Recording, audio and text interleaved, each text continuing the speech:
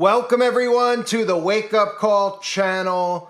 I want to share this ad with you that Samsung just released a few weeks ago, and I want to thank a subscriber over on the website, A Warrior, who shared this with me. And again, everybody on the website, I want to thank everybody for being over there and for all the great stuff that everybody shares with one another, because it's nearly impossible for all of us to see everything that's happening at once. That's why we need to all point this out to one another, make people aware. And as most of you know, I've covered many times over the years the transition of the cell phone going underneath the skin. The mindset that people have is that that's a crazy notion, yet they don't realize that they've been conditioned with all of this wearable technology for the next phone to be inside of them. And the newest ad from Samsung is called You and AI as One.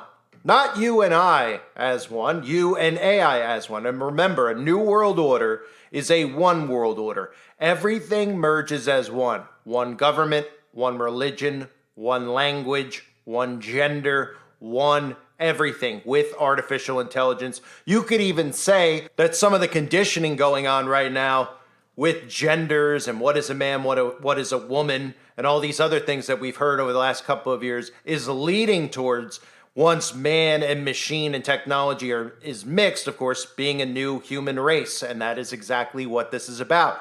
That's conditioning for a transhuman race. So if you haven't seen this commercial, let me play it for you when it comes to Samsung. And again, I covered back in February on a channel no longer around that Samsung was releasing ads then called The Next Big Thing Is You. And already, just 5 or 6 months later, they've already transitioned from marketing this as the next big thing is you to being the next big thing is you and AI as one. And you can see the transition going from the next big thing being you, right? Because they're saying the next cell phone, the next thing 6G is you, and people out there not picking up on the programming.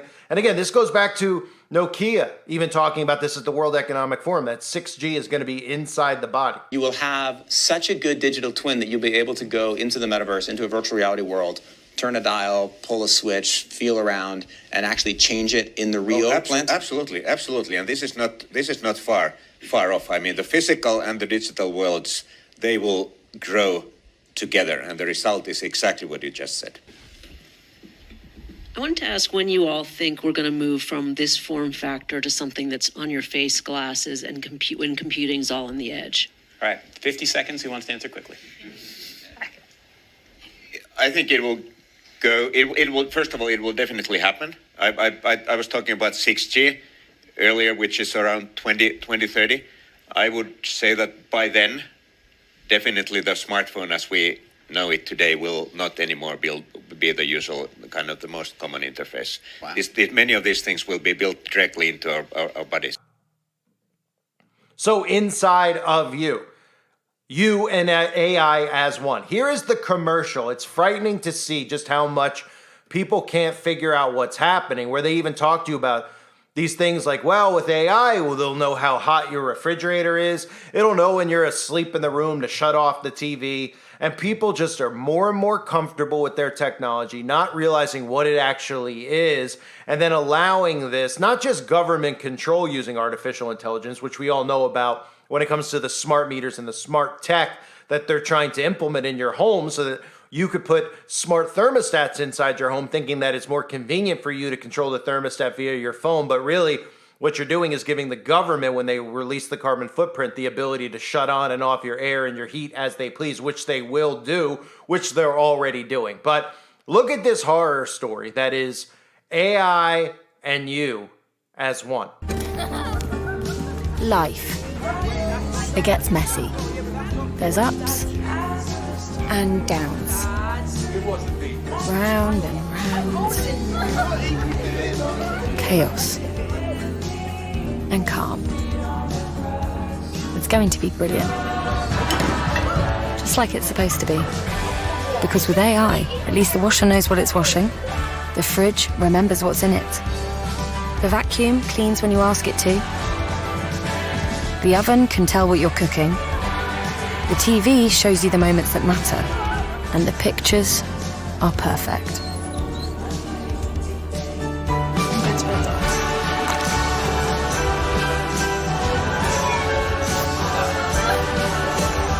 We're ready for all of it.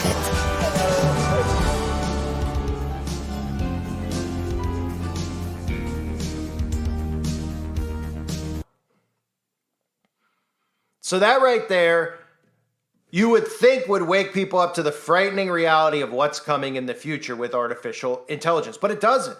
It doesn't, because most people see that and they think to themselves it's just another transition with the phone. And the more desensitized people become to the technology and the more time that goes by, which is why they've released all of this stuff like the iFit, the Fitbit, all of this tech that you wear on your body. That's why they've been doing it little by little over the years to get people accustomed to that type of tech. And then, of course, we talk about the technology, not just being under the skin, but the biometric surveillance that is this technology. And people go, what is biometric surveillance, right? Well, you remember during the outbreak that they obviously created and planned, that people like Yuval Harari and these world leaders were talking about how the outbreak was critical because they needed it so that they could convince people that we needed biometric surveillance. And most people, this goes right over their head. They're like, what is biometric surveillance? Well, for the dumbed down person out there, it's very similar to what you were doing when you were social distancing and you were allowing apps on your phone to track where you were going and how close you were to other people. But the difference between that and what's coming is that you won't need the phone, because this will be embedded inside your body, underneath your skin. Remember some of these clips of Yuval Harari talking about under the skin, including being on Russell Brand, the truther Russell Brand, who's keeping you distracted with the stage theatrics. He is an actor, by the way, that is going on with politics, with Donald Trump, with Biden. He's obviously luring in conspiracy theorists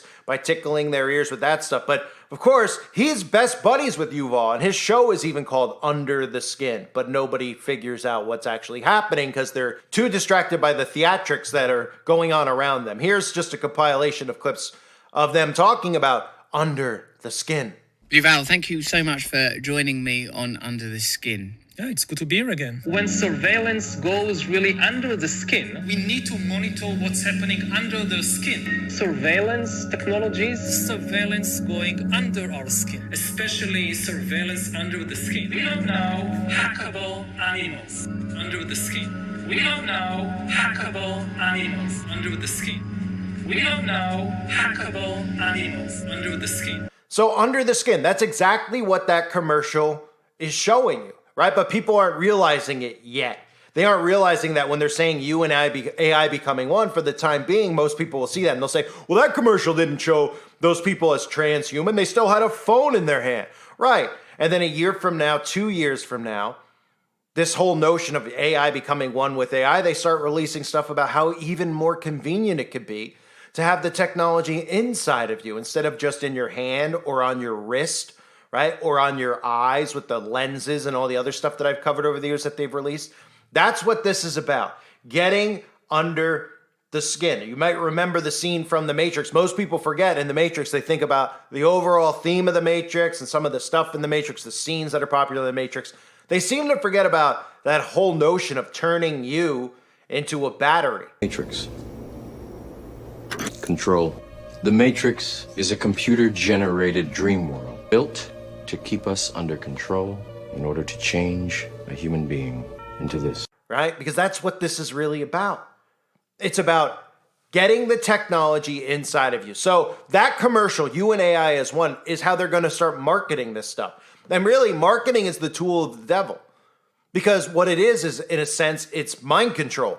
People who think of marketing, they're like, oh, they market this, so that people go and buy their product. They market to deceive you into accepting the types of things they want you to accept. And we've gotten to a point now where, like I've mentioned so many times, where over time you've watched the transition with technology and humans, right? When the cell phone first came out in the 90s, it was the phone in the car, right? They already had this technology created. It was just a matter of how do we seamlessly transition these people to a point where they'll put this inside of their body and essentially take the mark of the beast. Well, we have to start slow, right? Here's the phone in the car, the Zach Morris phone, right?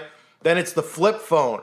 When that came out in the late 90s, the majority of people did not want a cell phone because the majority of people were going, what do I need this for? And a lot of parents were giving it to their kids because they wanted to be able to call them, make sure they were home by curfew. And now, 20 years after that, we're at a point where if you leave your home without your phone, you're lost, you're confused. You would turn around if you were driving from New York to the Grand Canyon and you were an hour away and you realized you didn't have your phone, you'd turn around and go get it. Now, that would never really happen because most people are so obsessed with their technology, by the time they hit, well, the turnpike or wherever they were headed in New York City, the George Washington Bridge, they'd already realized they didn't have their phone. In fact, most people wouldn't even be able to pull out of their garage or their parking spot without realizing they don't have their phone because it's the first thing they check. More people would check, who are parents, to make sure that they have their phone before they would even check to see if they have their kids in the car with them. If they were going somewhere, even bringing their kids to school, the parent would be more likely to make sure their phone was on them.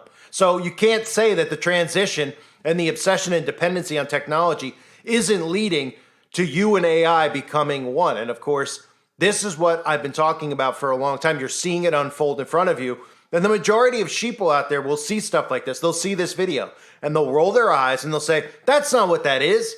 Oh, that's you're being over dramatic, right? Or, oh, that's not real. It's just, because that's what all of this time that goes in between and this integration of technology and how they market it to you, that's what it does to them.